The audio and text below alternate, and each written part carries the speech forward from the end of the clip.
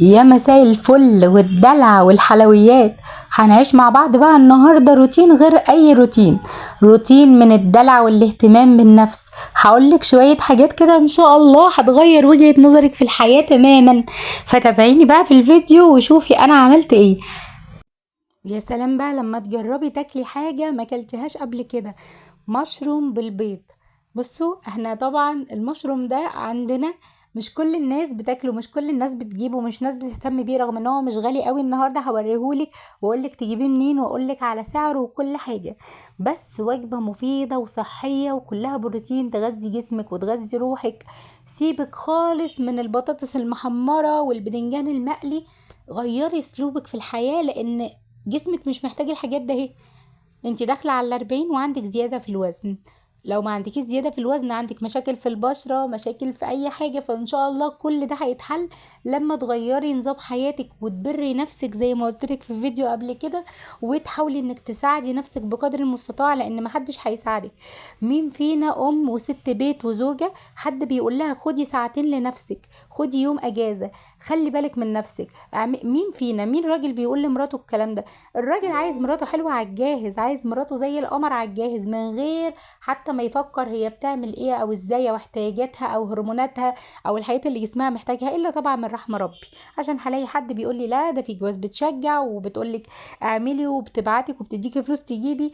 ربنا يخليهم لمراتاتهم دول ويحميهم لهم. انا بتكلم على ان انت دلوقتي مش لاقيه دعم، ادعمي نفسك بنفسك زي ما قلت لك. فعشان ما حدش هيقولك الحاجات دي، انت بتقولي لابنك ذاكر، اهتم بنفسك، شوف لبسك، البس، صلي، بتقولي له وبتدعميه. انت بقى مين بيدعمك؟ ادعمي نفسك واعملي لنفسك حاجة تبري نفسك بيها. بصوا بقى مشروب السعادة والطاقة والأنوثة وكل حاجة وظبط الوزن وكل حاجة في الدنيا، كوباية لبن مغلية سخنة بتغلي، انزلي فيها بمعلقة حلبة مجروشة. يعني ايه مجروشة؟ يعني اديها بس ضربتين كده في الايه، في المطحنة، ما تطحنيهاش جامد، يا دوب بس تتجرش كده، عشان لما تحطيها في اللبن هتنفش وتكبر وتطلع كل فوائدها وتشربيها بألف هنا. لو ما بتحبهاش باللبن حطيها في مية بتغلي، بس اللبن بيخليها، بصوا اللبن مع الحلبة تحس ان هو هيديكي كده انوثة بجد والله مش هزار، بيزود هرمون الانوثة وبيعليه وبيخليكي كده ايه، بنوتة في نفسك. اشربيه وعلمي بنتك تشربه، استطعموا كده طعم الحاجة. زي ما بتروحوا كده اماكن حلوة وكافيهات وتبقوا عايزين تجربوا حاجات جديدة، اهي حاجات جديدة اهي ما دقتهاش قبل كده، بس ايه، مفيدة من كل الجوانب. واختاري لك بقى اليوم ده، نقول يوم الجمعة، اختاري انت او يوم اي يوم في الاسبوع، بس يوم الجمعة يوم مناسب قوي. قومي ما تفكريش في اي حاجة. لو مشيتي على الجدول بتاع ساعتين التنظيف، حتى لو انت موظفة، خلي ساعتين التنظيف دول بعد ما تيجي من الشغل بساعة. يعني انت الموظفة اللي بتشتغل هتيجي هتريح الساعة بتاعتها اللي احنا متفقين عليها، تشرب فيها مشروب يريح قلبها وبالها ويزود انوثتها وطاقتها، وتشرب فيها مية بليمون، وبعدين تبدأ الساعتين دول. اما تمشي على الساعتين دول صدقيني اقسم بالله اقسم بالله هيفرقوا معاكي في حياتك. اعملي بقى، اسلقي بقى بنجر مثلا، واحدة بنجر بس الكيلو ب25 جنيه. انا ما بقولكيش اختراعات تكلفك فلوس بلايين، لا، كيلو البنجر فيه 4 5 وحدات، الكيلو هيكفوكي على 4 5 مرات.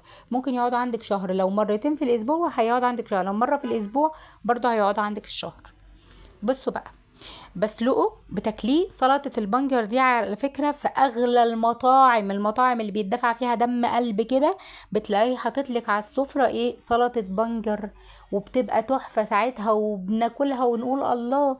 اعمليها في البيت بس بنجر مسلوق مش اكتر، والله ما بيحطوا عليه اي حاجة، طعمه مسكر وتحفة وكأنك بتاكلي دم كده، دم. تخلي وشك يورد، شفايفك تورد، شعرك اللي بيقع يبطل يقع. كل ده الحاجات دي لو انت كل مرة عملتي حاجة، انا مجمعها لك في فيديو، بس مش لازم تعمليها كلها في يوم واحد على فكرة. كل يوم بس اعملي حاجة في الاول، بعد كده هتلاقي اسلوب حياتك، هتلاقي نفسك مش قادرة تعيشي من غير ما تشربي مشروب حلو كده. تشربي ينسون بينعم صوتك ويخليكي زي القمر، تشربي حلبة بلبن، تشربي كركديه، واحدتين بس كركديه على، نقول ايه، براد بيغلي، سقطي فيه واحدتين كركديه وطفي عليه وغطيه وسيبيه ربعايه بس، وصبي كده واشربي. قرنفل، قرفة بليمون، قرفة بعسل ابيض، حاجات كده هتخليكي تعرقي. برفانات، والله العظيم هتخلي حتى ريحة العرق بتاعتك برفانات. نيجي بقى للحته بقى اللي بعد كده، اللي بصي انا عايزه رجليكي رجلين بيبي كده، تحسي كده بالنظافه، الست الحلوه النظيفه البنوته القمر بتتعرف من رجليها. ما عندكيش الجهاز ده؟ على فكره الجهاز ده يا جماعه سعره 1000 جنيه. طب انا مش عارفه اجيبه مثلا، تمام، انت مش عارفه تجيبيه، اي طشت وحطي فيه ميه سخنه ونقعي رجلك، ميه سخنه بملح، ميه سخنه باللي هو اسمه ايه، اللي هي الاملاح الحليب ده، هي اللي بتتباع بتاعه الرجلين، ميه سخنه. بقول اكتر من بقولك ملح، ملح من المطبخ، مش هتخسري حاجه. ملح وشويه خل ونقعي رجلك فيهم لحد ما رجلك تبوش كده وتزنهر وتحمر. تدعكيها باي حاجه، اقسم بالله لو ما عندك ليفه ادعكيها، هاتي حته صوف كده ودعكيها وخليها زي الفل بتبرق. هاتي لنفسك مبرد ب10 جنيه، مبرد رجلين ما هواش غالي. مش بقولك اخترعي الذره، يعني مش لازم تستني تقولي وانا عندي الجهاز ده عشان اقعد اعمل رجليا. لا، ما عندكيش الجهاز ده، اي بلاستيكايه عندك، اي بلاستيكايه، اي بلاستيكايه مؤمنه حطي فيها ميه سخنه كده شويه. هو الجهاز ده بيسخن الميه، انا بحط فيه الميه بارده وهي بتسخن وبيطلع رغاوي كده وفيه بزابيز وحاجات بتدعكي رجلك فيها، بيطلعها قشطه. بس لو ما عندكيش ادعكي وانت حطاها في جالون بلاستيك، ان شاء الله لو جردل بتاع بويا اللي هو بيجيبوا فيه بويا او حاجات ده وبيفضى. بعد كده جردل بتاع اي حاجه، هتحطي رجلك فيه وتنقعيها كده، هتبقى زي الفل وزي الورد. وتجيبي لك صابونه بلدي والله العظيم في الرجلين خطيره، لو انت مش عايزه تتكلفي وتجيبي مثلا الكره الفواره اللي هي ده، هي زي بتاعه البانيو، مش لازم. صابونه بلدي بس ب10 جنيه، لو قعدتي رغيتي رجلك بيها ودعكتيها ونقعتيها في الميه السخنه دي، هتطلع لك فله كده قشطه، تلاقي رجلك زي رجل البيبي بالظبط، وتلاقي رجلك من تحت حمرة كده وجميله، تستمتعي، تبصي رجلك تنبسطي، تبصي برجلك تبقي راضيه عنها. مقص صغير واعملي رجليكي واقعدي كده. بصوا انا حضرت القعده بتاعتي بقى، وقبل ما اقعد لازم ايه، اطلع بقى اروش على بيتي. شوف انا مش بنسى بيتي ازاي، اروش عليه شويه معطر بقى عشان تشمي روايح حلوه وانت قاعده.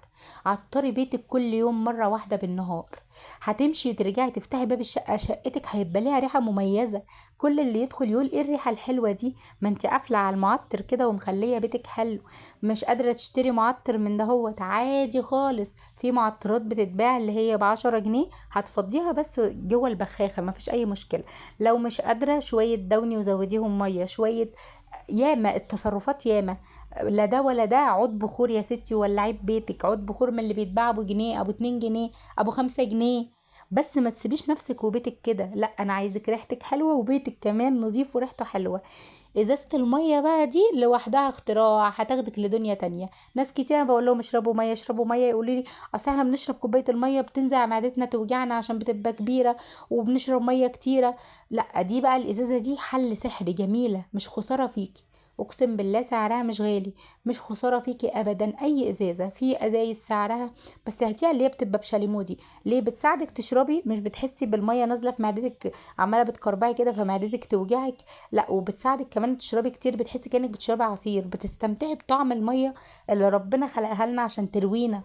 بتتروي بجد، مش بتشربي لانك عطشانه، ولا بتشربي لانك مثلا محتاجه انك تخلصي كميه الميه اللي عليكي في اليوم عشان ما تحسيش انك قصرتي تجاه بشرتك وشعرك ويجيلك جفاف، لا انت بتشربي عشان تستمتعي، عشان تستمتعي. الخطوة اللي بعد كده هاتيلك سليبر للبيت، للشقة بس، ما تدخليش بيه الحمام، ما تطلعيش بيه بره الشقة.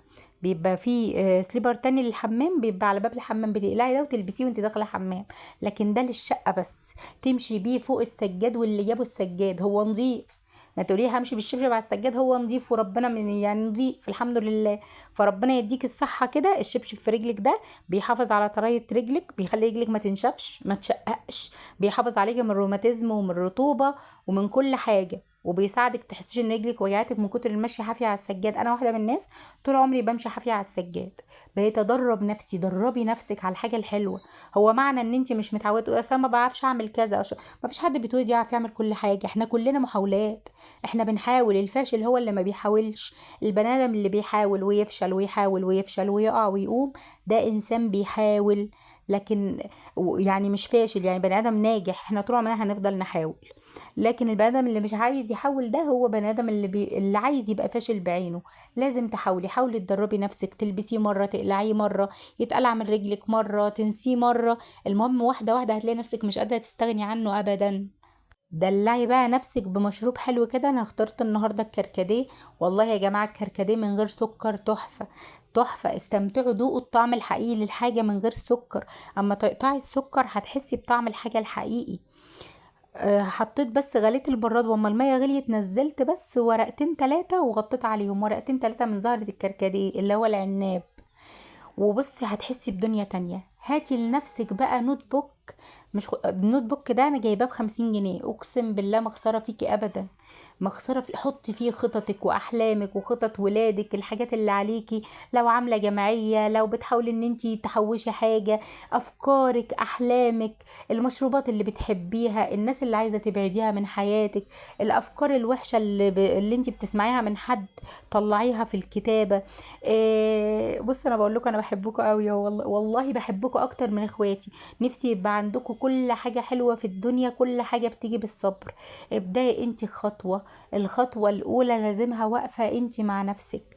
الكتابه حلوه، الكتابه اللي احنا نسيناها من ايام ما كنا في المدرسه. ويوم ما بنمسك قلم بيبقى قلم وكراسه الولاد عشان نصحح لهم الواجب او نساعدهم في عمل الهوم وورك. لا، خلي ليكي انت كتاب. كتاب كده، نوت بوك صغير، 50 جنيه لأحلامك، مش مهم، لأحلامك، لطموحاتك، لأفكارك، ل...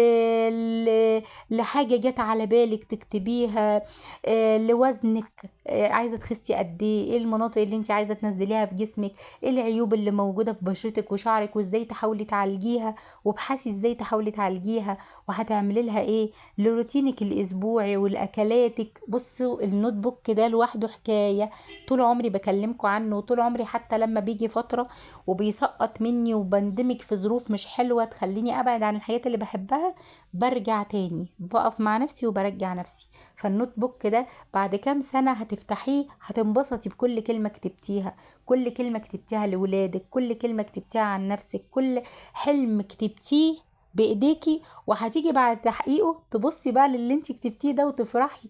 انا كنت بقول وكاتبه ان انا عايزه اخس 5 كيلو وخستهم، عايزه اخس 10 كيلو وخستهم، عايزه اخس 20 كيلو وخستهم. كنت كاتبه ان انا نفسي اجيب خاتم ذهب وجبته، كنت كاتبه ان انا نفسي احوش في جمعيه وحوشت. تفرحي بالانجاز. سعاده يا جماعه، سعاده بخطوات الحياه. اكتبي الخطوات، اكتبي الاحاسيس اللي انت عايزه تتخلصي منها، سواء احاسيس قلق او خوف او تعب او زهق. اكتبي لنفسك كلام حلو اللي انت نفسك حد يقولهولك بس ما عندكيش حد يقولهولك. ما فيش في حياتك حد يقولك الكلام ده، اكتبي لنفسك وشجعي نفسك بيه. اكتبي مين انتي، وناوية تعملي ايه، وعايزة تكوني ايه، ونفسك تبقي ايه، وايه النسخة الافضل منك اللي انتي عايزة توصلي لها. اكتبي. الكتابة دي هتكون اول طريق ان انتي تحطي النقط على الحروف مع نفسك، وتقولي انا نفسي اشوف نفسي كده في المستقبل، انا نفسي اشوف شكلي كده، صحتي كده، جسمي كده، ولادي كده، مستواي الاجتماعي كده، نفسي ابقى عندي كذا او كذا. وهتيجي بعد ما تحققي الكلام ده هتيجي تقولي يا نودي انت فعلا كان عندك حق، كان كلامك صح، انت فعلا كنت صح. اقسم بالله والله ما بكدب عليكم في حرف. نيجي بعد كده بقى عملتي كل الحاجات الحلوه دهيت، وانت قاعده بقى بتعملي الحاجات دهي، خدي وردك، صفحة واحدة بس من القرآن الكريم تدبريها، مش عايزاكي تقريها، أنا عايزاكي تتدبريها بقلبك. اعملي لنفسك مكان لحاجتك حتى لو كانت قليلة، بكرة تكتر، بكرة يبقى عندك كل حاجة. بكرة يبقى عندك دولاب ودولابين من الميك اب والحاجات الجميلة الحلوة اللي ممكن تكوني بتتمنيها أو أي حد بيتمناها. ما كانش عندي وبقى عندي. كنت ساعتها بحلم، انا كنت بحلم بدولاب زي ده. ممكن يكون حد من وجهة نظره ده نيش، وانت عامله ايه وانت حاطه ايه. بكره يبقى دولاب مذهب، بكره يبقى دولاب من الفضة، بكره يبقى احلى من كده. المهم ان عندي الحمد لله، عندي الحمد لله، دي كفايه. يلا بقى خدي كده، خدي الغسول بتاع وشك، وخدي مزيل العرق. الشابه ده خطير، الشابه يا جماعه مش بفلوس، ببلاش، اقسم بالله احلى من 100 مزيل عرق بفلوس، عشان تعرفوا ان كلها حاجه جواهيه. الشابه دهيت عند اي عطار بقى، خديها معاكي، وبعد ما تاخدي الشاور هتحطي بس منها، هتحطي تحت الباط منها، اقسم بالله هتعرقي كده برفانات، مفيش، هتنسي ريحه العرق. طلعتي بقى كده كأنك خارجة، انت هتلبسي كأنك خارجة. لبس الخروج والجنسات والحاجات اللي ما ينفعش تخرجي بيها خليها عندك والبسيها في البيت. فساتين السهرة اللي بيلبسوها في الجونة وفي الساحل وبيرقصوا بيها، بنقول ايه ده، الناس دي ازاي لابسة كده، ازاي لابسة قدام الناس كده؟ البسيها انت في بيتك يا روح قلبي لنفسك وافرحي. مش معنى ان انت ست بيت ان انت مثلا ما ينفعش تلبسي زي دول، لا انا هلبس زيهم بس انا احسن لان انا في بيتي، لان انا مستورة محدش شايفني، لان انا مستورة يعني بفرح بنفسي وفي بيتي من غير ما حد يشوفني زي ما ربنا وصاني. ربنا ما وصاكيش تدفني بالحياة، ولا ربنا قالك البسي حجاب ونقاب في قلب بيتك وفي قلب اوضه نومك.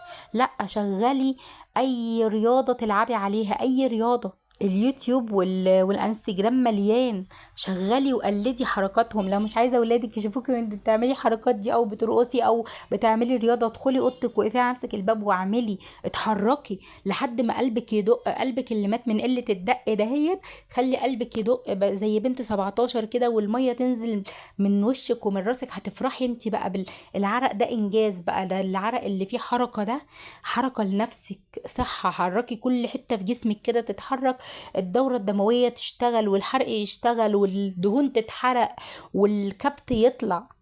والله فاكره ما قالت لك ارقصي يا نسوان يا مكبوته، فعلا كده. ادخلي اوضتك واقفلي على نفسك الباب واعملي، ادي لنفسك ساعه كل يوم، نص ساعه كل يوم. في وقت والله، الوقت هيتوجد لو انت عايزه تلاقيه. بصوا بقى، ده المشروم اللي انا قلت لكم عليه، الطبق منه انا جايبه الطبق ب60 جنيه. هتلاقيه عند اي بتاع خضار من اللي هم الهاي لايف شويه، اللي هم ايه، اللي هم بتوع خضار مش اللي في السوق بقى، اللي هم بيبقوا انت عارفين في اي منطقه مثلا الراقيه بيبقى فيها بتاع خضار عنده كل انواع الخضار والحياة الغريبة ده، اكيد هتلاقوه يعني. فهتلاقيهم عنده. انا جبت الطبق ب60 جنيه، الطبق ده ممكن الطبقين دول هيقعدوا عندي اسبوع واكتر.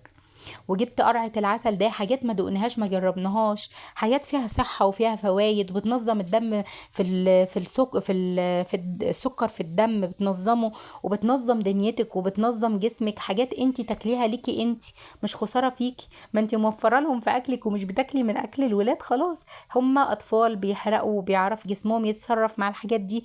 انت كأنثى داخلة على 40 جسمك مش عارف يتصرف، اسمعي مني يا مرزوقة. يلا باي باي.